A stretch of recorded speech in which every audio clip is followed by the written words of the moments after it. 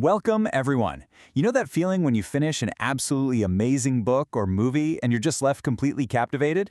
But you aren't quite sure exactly how the creator pulled it off. Well, great stories, they aren't just born out of thin air. They're built. And they're built using specific, often invisible tools to, well, basically manipulate your emotions. Narrative techniques are the wrenches and hammers that writers use to make stories interesting, meaningful, and deeply engaging. So today, consider this your masterclass workshop. We are opening up the Storyteller's Toolkit to examine 6 absolutely essential narrative techniques that are going to completely change the way you read and watch stories. Okay, let's dive into this. Here is the syllabus for today's explainer. First, time, talk, and plot. Then, senses and suspense. After that, surprise and hidden meanings. And finally, stick around for the ultimate story challenge. Section 1. Time, talk, and plot.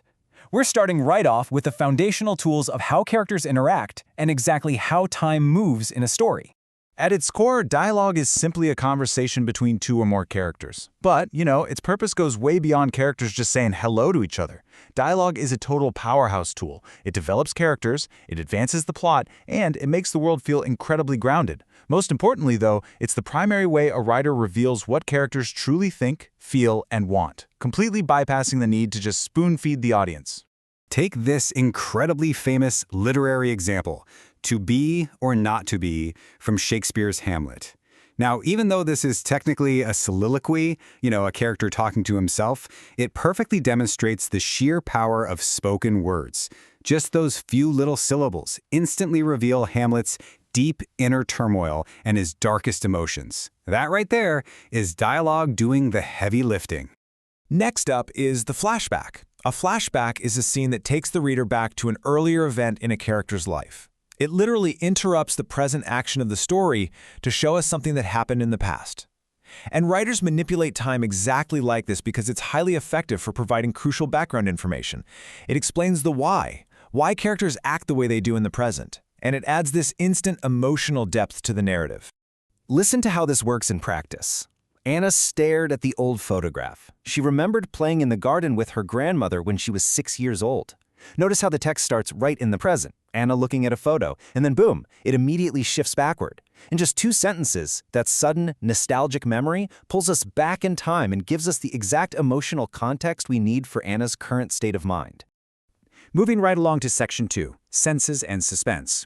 So how exactly do writers make us actually feel tension or physically experience a world that they've built from scratch? Enter foreshadowing. This is a clue or a hint about something that's going to happen later in the story. Honestly, this is the ultimate writer's tool for building suspense. By dropping these really subtle hints early on, writers are preparing us for future events. It creates this powerful sense of anticipation and makes those big, dramatic endings feel completely believable rather than just coming out of nowhere. Now, what's really interesting about this slide is that foreshadowing can be incredibly simple. Listen to this. "Be careful entering the forest," the old man warned. Just one brief sentence, right? But it instantly creates an expectation. As a reader, you immediately know something dangerous is going to happen in those woods. The seed of suspense has been successfully planted in your mind.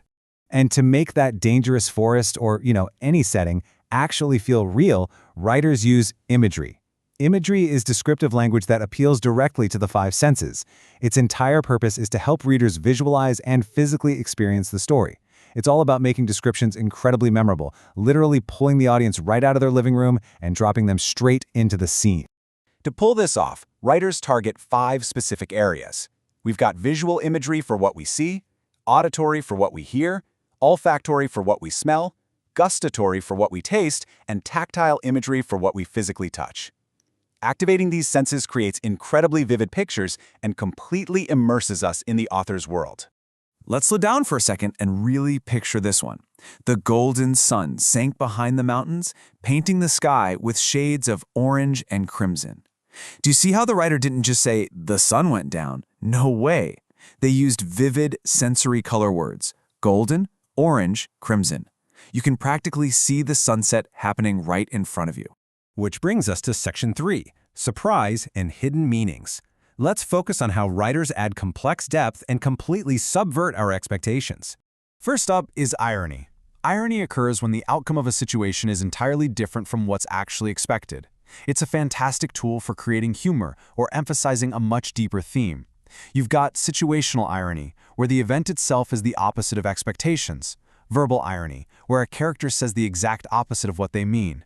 And dramatic irony, where we, the audience, know a massive secret that the characters totally don't.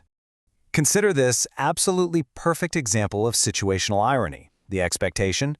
Well, a police station is obviously the most secure building in town. The reality? The police station gets robbed. It's totally unexpected, it's beautifully absurd, and it completely catches the audience off guard. Our next tool for adding depth is symbolism.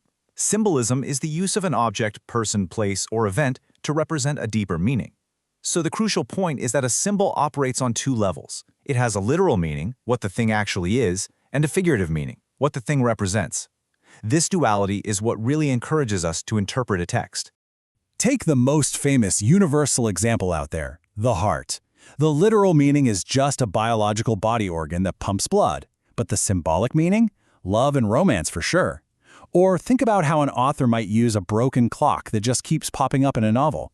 Literally, yeah, it's just broken machinery, but symbolically, it represents lost time and a character's deep, lingering regrets. And now, Section 4, the Ultimate Story Challenge. All right, everyone, it is officially time for the climax of our explainer. You've just learned the 6 essential tools: dialogue, flashback, foreshadowing, imagery, irony, and symbolism. Now you get to actually test your newly acquired toolkit in real time. Okay, get ready. I'm going to read a short passage aloud, and I want you to try and spot the storytelling techniques as we go. Here we go. "Don't go into the cave," warned the old man. Julia ignored him and stepped inside. The cave smelled damp and earthy, and water dripped from the rocky ceiling. Suddenly, she remembered exploring the same cave with her father years ago. Question 1. Look at the very first sentence. What technique is shown by the old man's warning not to go into the cave? Take a second. If you guessed foreshadowing, you absolutely nailed it. It perfectly builds suspense for the danger that lies ahead. Question 2. What technique is shown by the description of the cave being damp and earthy? Think about those physical senses we talked about. That is imagery. The writer is brilliantly engaging your olfactory and visual senses to just pull you right into that dark space. And for our final challenge question, what technique is shown by Julia's sudden memory of exploring the cave with her father, shifting the narrative right out of the present?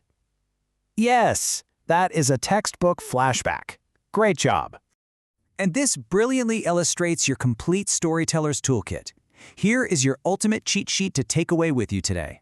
We have dialogue for character reveals, flashbacks for background context, foreshadowing for suspense, imagery for mental pictures, irony for surprise, and symbolism for those deep themes.